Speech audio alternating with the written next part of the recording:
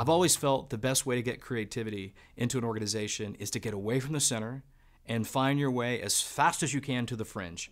It's on the fringe where you're going to find the best ideas, and companies should nurture the fringe thinkers, the fringe little satellite offices that are out there trying to make their way. And the reason they're typically more creative than anything else you see is because of the constraints. When you're out on the fringe, you have a lot of constraints. You don't have resources. And where I've always seen is that if there's an abundance of resources, there's usually a poverty of creativity. And where there's a richness and abundance of creativity, it's probably in the environment of a lot of constraints, of a lot of poverty of resources. That's why I like the fringe thinking and the people out working on companies and entrepreneurs on the fringe.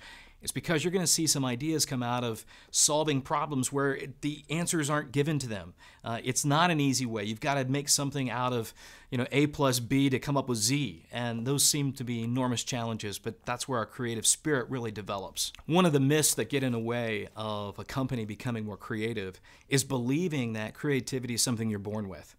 I think that's a crazy concept. That's like saying a circus clown's born able to juggle. It's a learned function. It's something that's developed.